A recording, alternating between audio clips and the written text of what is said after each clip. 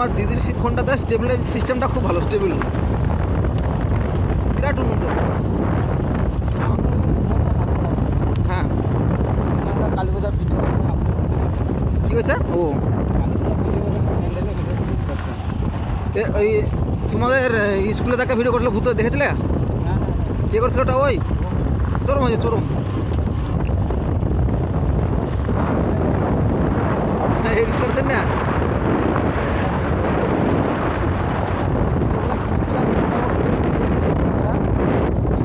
এতটাই স্টেবল, সেই ব্যান্ডেল লিখে এতটাই কি মোবাইলে করছে।